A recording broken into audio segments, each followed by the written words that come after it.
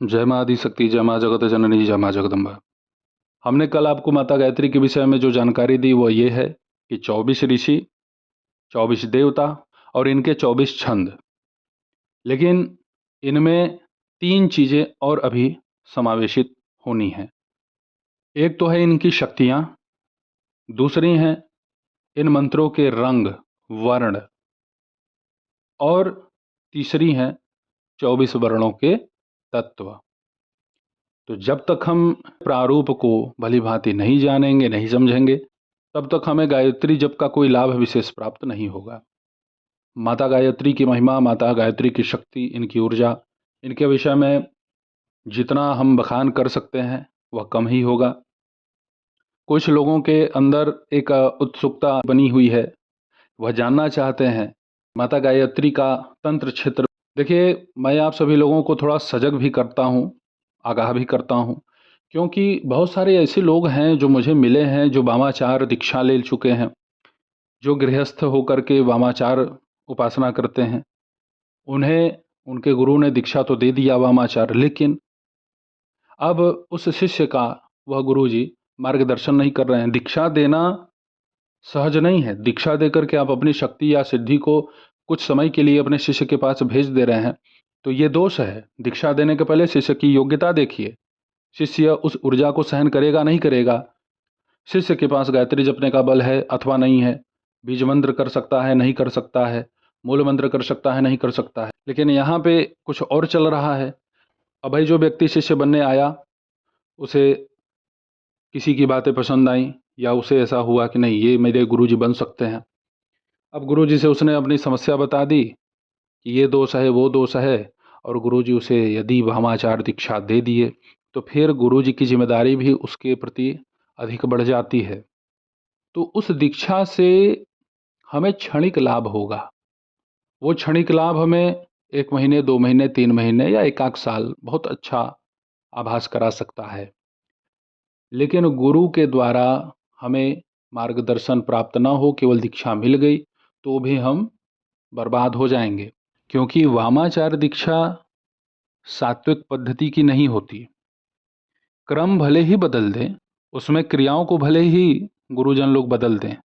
देखिए, वामाचार पद्धति बुरी नहीं है, वामाचार क्रिया बुरी नहीं है। इन सभी पद्धतियों का निर्माण ही हमारी विशिष्ट रक्षा के लिए हुआ है। लेकिन हमें बेस नहीं पता है, हमें आधार पता नहीं है। हम आधारहीन दीक्षा दे रहे हैं, आधारहीन सिद्धि कर रहे हैं और करवा रहे हैं, तो इससे ना हमारा उद्धार होगा ना हमारे शिष्य का उद्धार होगा। मैं तो वो शख्स हूँ कि मेरे पास यदि कोई आता है, वो कहता है कि मैंने दीक्षा किसी से ले रखा है, तो मैं उसे दीक्षा तक नहीं देता। क्यों? क्योंकि गुरु बदलने वाली चीज़ नहीं है, वो कोई वस्तु नहीं है। लेकिन गुरु को दीक्षा देने के पहले शिष्य की योग्यता, शिष्य की पात्रता अवश्य देख लेनी चाहिए। किसी प्रकार का चूक हुआ आपकी दीक्षा देने में, सतपात्र नहीं है, अयोग्य है, तो उसके द्वारा जो जप होगा वह उसके विनाश का ही कारक बनेगा, और कहीं ना कहीं वह गुरु उस शिष्य के जप के द्वारा परेशान होंगे। तंत्र क्षेत्र बहुत सहज नहीं है। जितना सुनने में अच्छा लगता है, पसंद आता है, मन करता है मैं भी करूं, जब आप करने के लिए इसमें प्रवेश करेंगे तो फिर आपको समझ में आ जाएगा कि आप क्या कर रहे हैं। माता की कृपा आप सब लोगों के ऊपर बने। आप सब लोग अपने घर में ही स्वस्थ रहें, सुखी रहें, आनंदित रहें, प्रसन्न रहें, आपका घर परिवार अच्छा रहे। मैं तो इसी उद्देश्य से ही इस यूट्यूब पर आया। बहुत सारे हमारे शिष्यों ने हमसे निवेदन किया, हम आ गए, और माँ की कृपा देखिए कि हम यहाँ आए और बहुत सारे लोग हमसे जुड़े, साधना किए, सफल हुए और हो भी रहे हैं। और कुछ लोगों को सफलता तत्काल चाहिए, तुरंत चाहिए। तो भाई, मैं देखिए दुकानदार तो हूँ नहीं कि सफलता मैं अपने दुकान में रखा हुआ हूँ, आप आए और 2 किलो 4 किलो निकाल के दे दिया पैसे से। ये संभव नहीं है। हम किसी का धनराशि लेते हैं, किसी के नाम से अनुष्ठान करते हैं, करवाते हैं, तो हम माँ से यही निवेदन करते हैं कि माँ, हमें अपजस ना लगे। हम जिस भी व्यक्ति के कार्य को कर रहे हैं, उसने हमें अपना धन दिया है। धन में उसके पाप छिपे होते हैं। उस धन का हम अपने लिए भौतिक सामग्री को नहीं खरीद सकते। कुछ नहीं। लोग कहते हैं ना दक्षिणा हो गया, दक्षिणा क्या, मैंने दक्षिणा मांगी थोड़ी ना। वो तो मुझे अनुष्ठान कराने के लिए पैसा दिए हैं, उन्होंने मुझे दक्षिणा कहाँ दी? दक्षिणा जब वो कहेंगे कि गुरुदेव ये आपकी दक्षिणा है, तो दक्षिणा तब दी जाती है जब उसके कार्य सफल हों, और कार्य अभी सफल नहीं हुआ, हम तो अनुष्ठान में अभी रत हैं, कर ही रहे हैं। समस्या यहाँ हमारे लिए एक और है कि भाई एक व्यक्ति का अनुष्ठान नहीं है, 1500-1600 व्यक्तियों का अनुष्ठान है, और एक दिन में होगा क्या? असंभव है। एक दिन में 4-5 व्यक्तियों का करना पड़ता है।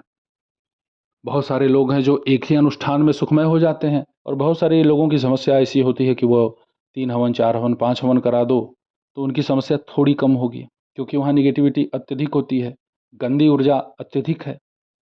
लेकिन जिसने भी धैर्य किया, विश्वास किया, पार वही उतरा है। अच्छा, अब आते हैं अपने मूल विषय पे। माता गायत्री के मंत्र में 24 अक्षर हैं, और उन 24 अक्षरों की एक एक अपनी प्रतिष्ठित ऊर्जा है। अब आप माता गायत्री के 24 वर्णों की शक्तियों को सुन लें।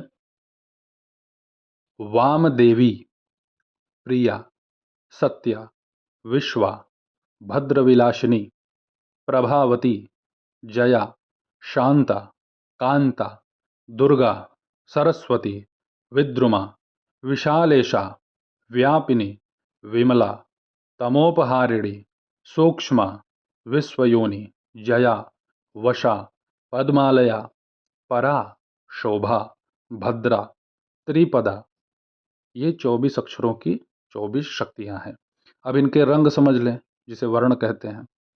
चंपक, अलसी के फूल समान, मूंगा का रंग, नव पल्लव के रंग के समान, पद्मराग मणि सदृश, इंद्रनील मणि के समान, मोती के जैसा, कुमकुम जैसा, अंजन जैसा, लाल वैदुर्य के जैसा, शहद के समान, हरिद्रा के समान, कुंद तथा दूध के आकार का, सूर्य की कांति के समान, तोते की पूंछ के समान, कमल के जैसा, केतकी के फूल के समान, बेला के फूल का रंग, और कंदल के समान।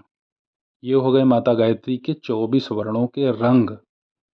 यदि आप ध्यान करते हैं माता गायत्री का, और ज्योति रूप, प्रकाश रूप में इसमें कोई भी आपको रंग समझ में आए, तो समझो कि माँ की कोई ना कोई विशिष्ट शक्ति आपके पास है। रंग एक ही नहीं है, ऐसा नहीं कि केवल आप ध्यान करेंगे तो सफ़ेद ही रंग आपको दिखेगा। लाल, पीला, हरा, नीला, काला, बैंगनी, आसमानी, हर प्रकार का रंग आपको दिख सकता है। अब आप माता गायत्री के 24 अक्षरों के तत्व भी सुन लीजिए। पृथ्वी, जल, तेज, वायु, आकाश, गंध, रस, रूप, शब्द, स्पर्श, उपस्थ, गुदा, पैर, हाथ, वाणी, नासिका, जिह्वा, नेत्र, त्वचा, कान, प्राण, अपान, व्यान, समान, ये क्रम से वर्णों के तत्व हुए। लेकिन अभी इसकी पूर्णता नहीं हुई है। इसमें सबसे प्रमुख और सबसे महत्वपूर्ण जो पथ है, जो तत्व है, अब उसका नाम सुनिए, जो अति आवश्यक है गायत्री साधना में। माता गायत्री की साधना में यदि सब कुछ आप जान लिए, सब कुछ कर लिए और इसे छोड़ दिए, तो आपकी गायत्री फलहीन हो जाती है। क्या है वो? मुद्रा। माता गायत्री की 24 मुद्राएं विशेष फल प्रदान करने वाली हैं। माता गायत्री का जब आप जप करते हैं और मुद्रा का प्रदर्शन करते हैं माता के सन्मुख, तो 24 मुद्राओं का प्रदर्शन माता गायत्री के जप के पहले ही होगा, और जप के बाद 8 मुद्राओं का प्रदर्शन होता है, जिसमें सुरभि, ध्यानम, वैराग्यम, योनि, शंखम, पंकजम, लिंगम, निर्वाणम, यह 8 मुद्राएं जप के बाद प्रदर्शित की जाती हैं। अच्छा, जप के पहले वाली जो मुद्रा है उसे सुन लीजिए। सन्मुख, संपुट, वितल, विस्तृत, विमुख, त्रिमुख, चतुर्मुख, पंचमुख, खंडमुख, अधोमुख, व्यापक, अंजलि, शकट, यमपाश, ग्रथित, शुभ, सन्मुख, उन्मुख, प्रलंब, मुष्टिक, मत्स्य, कूर्म, वराह, व्याकृत, सिंहाक्रांत, महाक्रांत, मुदगर, पल्लव। इसमें 2-3 मुद्राएं ज़्यादा सुनने को मिलेंगी, क्योंकि कहीं कहीं इसमें प्रयोग भेद आते हैं। बहुत सारे लोग हैं जो अपने इच्छानुसार कुछ मुद्राओं को बदल देते हैं, माता गायत्री के 24 वर्णों के 24 मुद्राओं को हमने आप सभी लोगों के सन्मुख प्रस्तुत कर दिया। अब आप सभी लोगों के सन्मुख जो हमने ये जानकारी प्रस्तुत कर दी है, ये आप सभी लोगों के हितार्थ है, लाभार्थ है। माता गायत्री के मंत्र का जो महत्वपूर्ण जानकारी था वो हमने आपके सामने रख दिया। आपने माता गायत्री का क्या क्या अब तक समझा जाना? ऋषि, छंद, देवता, शक्ति, रंग, वर्ण जिसे कहते हैं, तत्व और मुद्रा। माता गायत्री की पूर्ण कृपा, पूर्ण आशीर्वाद आप सभी लोगों के ऊपर बने। आप सभी लोगों के सकल मनोरथ पूर्ण हो। देखिए, मैं यहाँ पे एक ज़रूरी संदेश आप सभी लोगों को दे दूँ। जो लोग मुझसे माता गायत्री के तांत्रिक साधना मांग रहे हैं, जो कह रहे हैं कि मुझे इनकी ब्रह्म विद्या प्रदान करें आप, देखिए वह इंटरनेट पे प्रदान नहीं हो सकती है। उसके लिए आपको गुरु के सानिध्य में आना होगा। और ये ऐसी ऊर्जा नहीं है कि मैं आपको, आप आए, आशीर्वाद लिए या मुझे कुछ दान दक्षिणा दे दिया तो मैं आपको गायत्री ब्रह्म विद्या प्रदान कर दूं। ऐसे नहीं होता।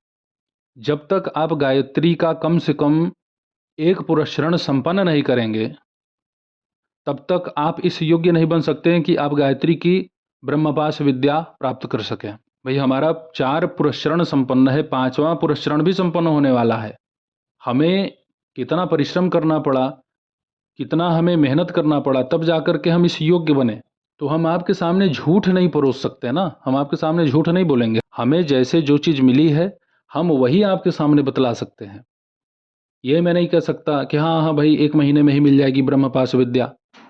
देखिए, माता गायत्री के मंत्र से जो ब्रह्मास्त्र और ब्रह्मशिरा सिद्ध होता है, किसी भी शस्त्र, अस्त्र, महाअस्त्र से उसका प्रतिकार नहीं हो सकता।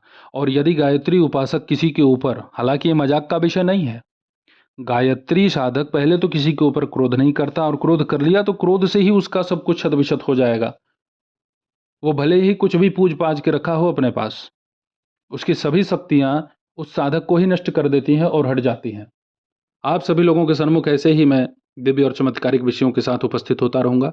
तब तक आप सभी अपना ध्यान रखें, सुखी रहें, स्वस्थ रहें। जय माता दी। हर हर महादेव।